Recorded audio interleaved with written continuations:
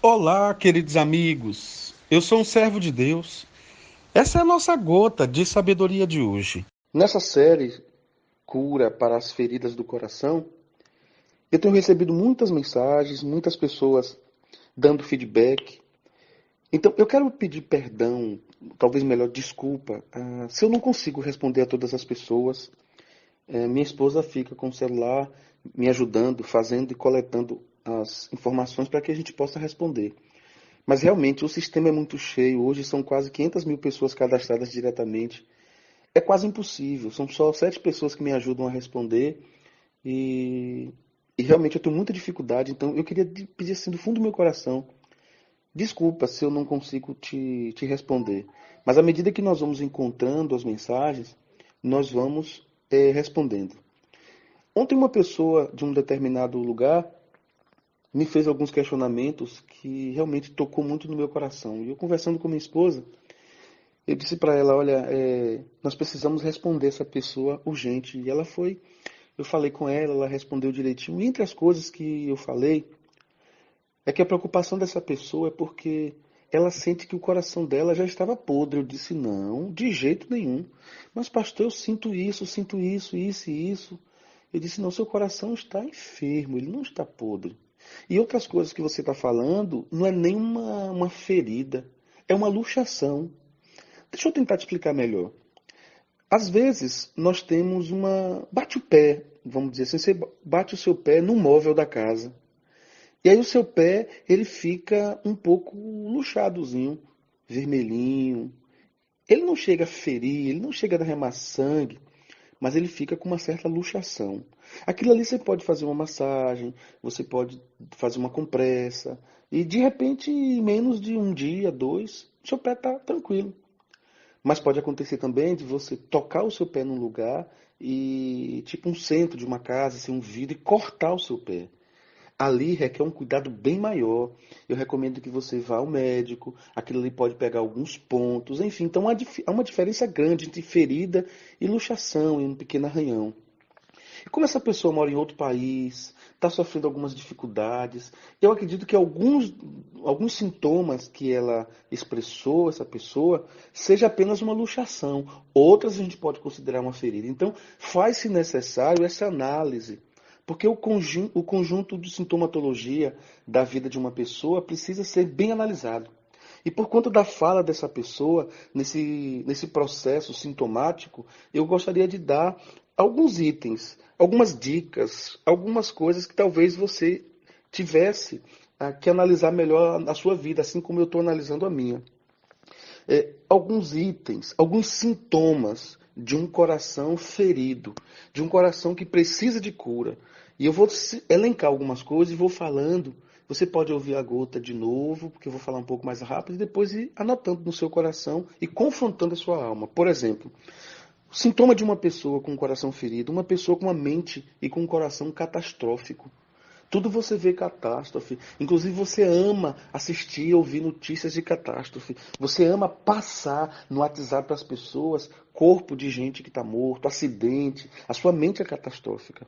Se você não consegue fazer amizades, desenvolver amizades com pessoas, se você tem a vida toda, toda a sua história, você sempre teve amizade com uma ou duas pessoas e você não consegue se relacionar, você tem dificuldade de abrangência nas suas amizades, alguma coisa está errada com você. Se você não consegue perdoar, você carrega anos e anos, alguma coisa está errada. Se você julga insistentemente pela aparência, não é um caso ou outro. Você olha uma pessoa, você começa a julgar. A pessoa fala de um jeito, você começa a julgar. Se você é muito rápido, precipitado em dizer, pois essa pessoa é uma pessoa fantástica e todo mundo fica sem entender nada. Você nem conhece a pessoa e você começa a falar bem aquela coisa toda. Com pouco tempo você já começa a se afastar. Não vale nada essa pessoa. Se você tem uma atitude diante de todas as circunstâncias da vida, sempre a sua atitude é negativa. Você está sempre olhando o lado negativo. Você tem sempre uma mente problematizadora. As pessoas olham uma coisa e você só vê o lado negativo da coisa. Se você nota de imediato, fixamente nas pessoas, e a única coisa que você consegue enxergar nas pessoas é o defeito. A pessoa tem N qualidades, mas na sua mente, você bate o olho, você só foca o defeito. E você não tem condição de confrontar, dizer, não, mas ela também tem virtudes. Não. Você fixa sempre nos defeitos. Se você é uma pessoa centralizadora ao extremo, você quer ter o controle de tudo e de todos, eu creio que se você tem um coração ferido. Se você nunca admite que errou, ou que está errado, você nunca admite, você sempre dá um jeito, você sempre dá uma explicação, você sempre tem uma curva no vernáculo, alguma coisa está errada. Se você é uma pessoa que é dona da verdade, como se o que você pensa, o que você fala, está sempre certo, você nunca comete erro, você nunca perde uma discussão.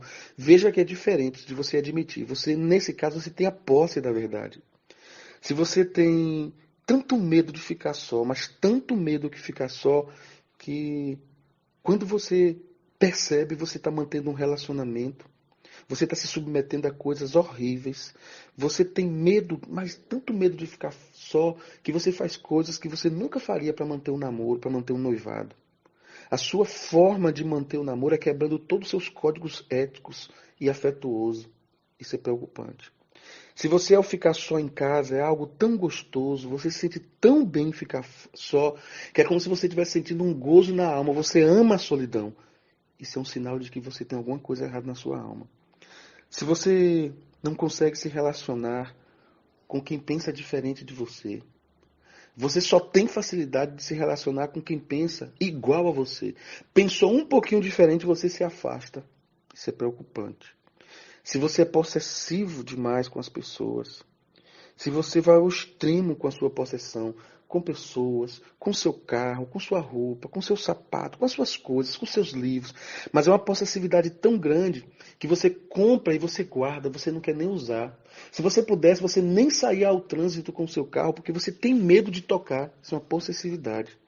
Se você tem descontrole financeiro, descontrole sexual, afetivo, no trabalho, se você tem uma compulsividade nessas áreas, você não para um pouquinho, você só quer trabalho, trabalho, trabalho.